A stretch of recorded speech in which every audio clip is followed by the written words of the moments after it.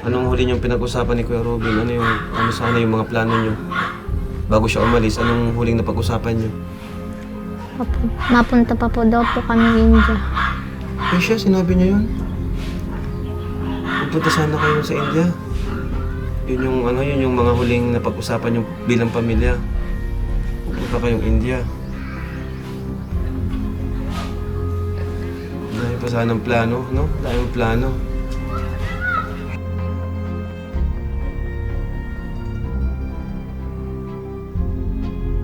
Nagpapasalamat po kami kasi sila po yung nagbayad ng bill sa hospital. Salamat po, Lolo Bernard. Hindi niyo po pinangalan sa mama sa si Papa. Mahal na mahal ko po siya. Siya po yung kapag naiiwan po ako sa bahay, siya pa naatid sa akin. Tanda ko yun natin, yung mga unang wala pa kayong bahay, di ba? Siya yung naghahatid sa inyo, no? Nung si mama mo nagtatrabaho pa sa Manila, di ba? Siya yung nanay mo at ano? Siya yung nagsilbing mama at papa mo. Mama, magpakatatag ka po sa operasyon mo. Huwag mong papabayaan ang sarili mo. Kaya mo yan. Mahal na mahal ka namin.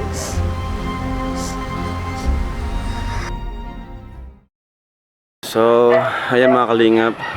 Dito unang beses tayong dadalaw sa family nila ni Tatay Robin pagkatapos po nung nangyari. Grabe, iba na yung pakiramdam.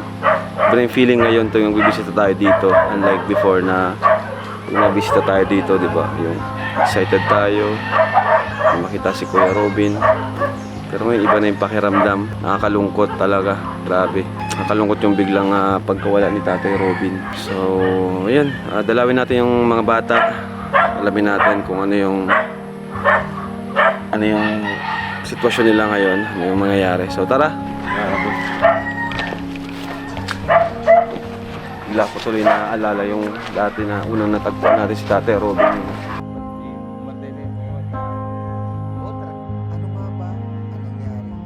Balik-balik tayo dito. Lagi may chupati. Yung excitement. Pero after ilang years, iwan na pala niya tayo. Ngayon, di pa natin alam kung ano magiging setup sa mga bata. Sigurado, di kakayanin ni Ate Pia.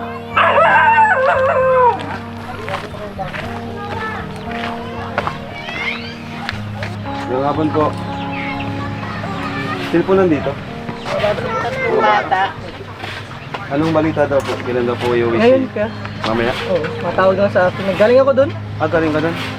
Ngayon daw, ayan. Yung si Kasa ko doon. Ano, kung kami tatlo. Dito kayo? Dito. Kumusta kayo, Sukjut? Ayos lang po. Nabalitaan nyo na, nangyari kay Papa nyo? Papa. Kailan nyo nabalitaan? Kahapon, kagabi lang po. Kagabi? Sino kasama nyo ngayon dito? Wala? Pinsan lang namin po. Mga anong oras nyo nabalitaan? Pag Mga habang... Nung alas 12 na yun, di ba? Saan sa live ni Kuya ba? Napanood nyo? Si mama nyo, anong sabi sa inyo? Hindi nyo pa nakakausap? Hindi pa po. Sino yung nandun ngayon sa ospital? Si ate po, tapos si Tita Pearly. Nagulat kayo? Opo. Bago din po, umiyak din po kami. Grabe yung nangyari, no? Biglaan, aksidente lang, tapos akala natin okay pa, di ba? Opo. Kahit kami, sobrang lungkot kasi alam mo naman, di ba? Close ko si Kuya Robin. Unang turing ko sa kanya. Tapos, grabe. Unang Indiano na naging kaibigan ko. Si Papa nyo. Anong huli niyong pinag-usapan ni Kuya Robin? Ano sana yung mga plano niyo? Bago siya umalis, anong huling napag-usapan niyo? Mapunta pa po daw po kami India. Eh siya, sinabi niya yun. Pupunta sana kayo sa India. Grabe. Yun yung mga huling napag-usapan yung bilang pamilya. Pupunta kayong India. sanang plano, no? Tayong plano. Akala natin makaka-recover pa, akala natin ano lang, di ba, aksidente na magiging okay pa. Pero hindi natin alam na yun na pala yung kakamatay ni Tatay Robin. Okay lang yan, ano. Naman dyan. Makatatag kayo, ah. Pakalakas kayo, mga bata pa kayo. Mas kailangan yung magpakalakas, pakatatag para sa nanay niyo. Ngayon, darating na dito yung ano, no? Yung katawan niya, di ba? Mamaya, hinihintay niyo na lang. Opo. Kapasan mong loob mo, ano? Arman Jud. Tusok Jud. Ang naramdaman ng Jud ngayon. Malungkot po. Dahil po namatay si Papa. Ilang taong ka na nga Jud? 9 po. Ano sana yung gagawin niyo? Ano pa sana yung gusto niyo mangyari kung hindi namatay si Papa mo? Bibili na po kami ng passport, tapos po pupunta po kami sa India. Papasyal na po kami. Yun yung sabi niya sa'yo. Ano, pwede pa naman yan matuloy, di ba? Makarating kayo doon sa India. Kita niyo si Lola niyo, di ba? O kaya si Lola niyo yung pangkarating dito. Paano yun? Anong plano niyo ngayon, Arman Jud? Napasok ka na pati. Ano? Magamit na kayo? Wala pa? Opo, meron na po. Meron na. Sino bumili? Bumili kayo? Nag-order na po si Mama sa Shopee. Ah, sa online. Si mama nyo naman, kasama na siguro. Kasama na daw si mama nyo. Pagpunta doon. Ah, may iwan pa si mama nyo doon. Sa ospital. Baka po hindi pa nga po nauoperahan. Sabi daw po kasi ngayon daw po operahan. Sino nagsabi sa'yo? Sila ate po. Sinabi sa'yo? Ano pagkasabi sa'yo? Wala na daw po si Papa.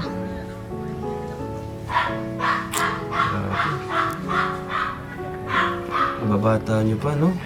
Paano yun makakayanan ni mama nyo? Paaralin kayong 4, di ba? Pero di bale, ano, di naman kayo pumabayaan ng Team Kalingap. Ano? Opo. Huwag kayong malungkot. Huwag kayong mag-alala kasi dito pa rin naman yung Kalingap, di ba? Mga bayarin. Alam ko, sobrang daming bayarin pero inasikaso ni Kuya Bal. Salamat kay Papa, ano, kahit maraming bumabati ko sa kanya pero grabe yung ginawa niya para dito. Kung nabuhay lang si Tatay Robin, wala siyang gagastusin talaga gawa sa mga nalikom ni Kuya Bal. Ngayong nawala si Kuya Robin, ganun din. Inaasikaso na rin po ni Kuya Bal. Kaya salamat kay Kuya Bal. Ano gusto mo sabihin kay Kuya Bal? Maraming salamat po. Maraming nagpapasalamat po kami kasi sila po yung nagbayad ng bill sa hospital. Salamat po, Lolo Bal. Hindi niyo po pinangalangan si Mama sa si Papa.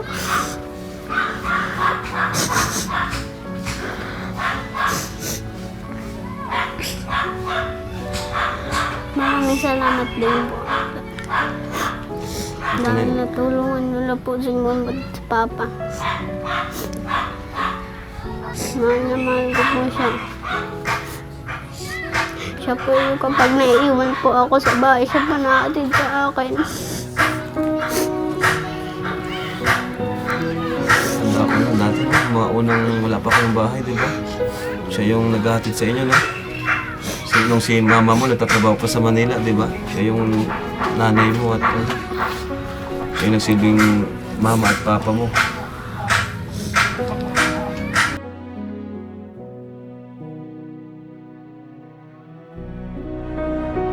Kaprabjot, ikaw nag-iisang lalaki, no?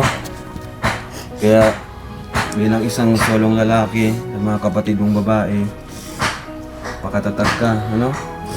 Gayahin mo si Papa mo kung gaano siya kasipag nung siya nabubuhay pa. Kung gaano siya kasipag para mapagtapos kayo. Gayahin mo si Papa mo. Ano? Mabait si Papa mo. Sa totoo lang. Ang dami niyang nailapit sa akin na natulungan ko. Si Dara. Sila, ano yun, si Andrea. Sobrang sipag ni Papa nyo talaga. Wala akong masabi doon. Kaya ikaw, Prabjot, bilang isang lalaki sa magkakapatid, ikaw na yung papalit sa Papa mo para maging yan, tagapagtanggol nila. Ano? Tama? Anong gusto mong sabihin kay Papa mo?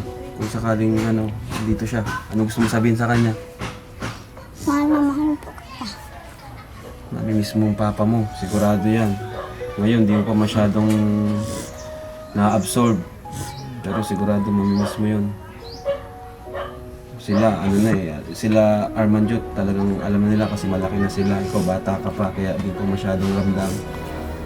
Ang nakakalungkot lang, kung kailan okay na yung pasaporte niya, di ba? Okay na yung papel niya. Ngayon pa siya nawala. Ang daming plano namin. Pupunta tayo ng India, di ba? Kukunan kayo ng passport. Pero kung tatanungin ko kayo, gusto niyo pa rin makapunta doon sa India? Opo. Ikaw gusto mo makapunta sa India? Ha? So, yun yung huling po nila mga kalingap.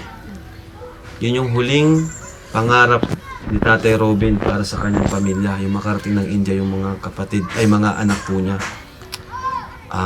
Sana matupad natin yung wish nila na makarating kayong India. Ano?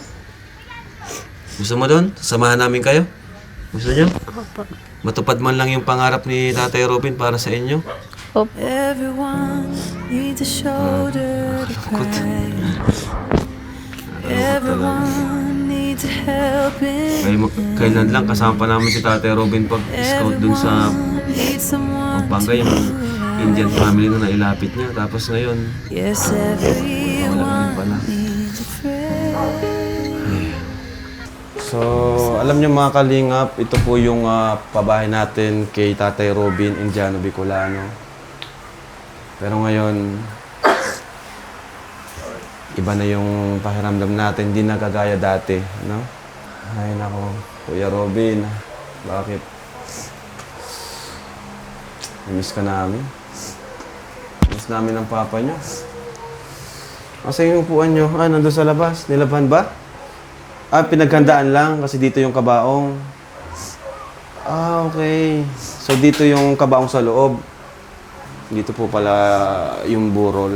Ito, babae na to, gusto ko ma-renovate ito. I mean, ma-repaint natin. Paano ko kay Super JR? Padala ako para ma-repaint siya. Sobrang ganda nito. Kailangan lang ma-repaint. So, siguro si Ate Pia, baka mapanood itong vlog na to, nasa hospital pa siya, no? Gusto ko magbigay kayo ng message kay Ate Pia, sa mama nyo. Anong gusto mo sabihin kay mama mo, Armanjot? Mama, magpakatatag ka po sa operasyon mo. Huwag mong papabayaan ang sarili mo. Kaya mo yan. Mahal na mahal ka namin. Maraming salamat sa mga sakripisyo mo. Kahit makulit kami. Yan lang, mahal na mahal. Mahal na mahal ka namin.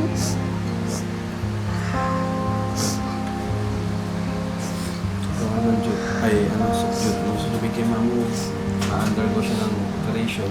Sana po maayos po ang pag-opera kay Mama. Sana po makauwi po siya po dito ng ligtas. At sana po mahal ko po siya dito, Mama. Pero Prabjot, anong gusto mo sabihin kay mama mo at nasa operasyon siya ngayon? Mahal na mahal ko kada. Sana po maayos po ang pag-opera sa iyo. At makauwi ko po dito ng ligtas.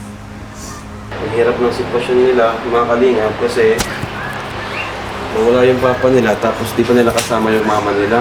Sobrang hirap talaga nun. Wala silang karamay. Wala yung mama nila. So, mamaya mga kalingap, andito na po yung katawan ni Kuya Robin. Yung kabaong. At yun, update po namin kayo.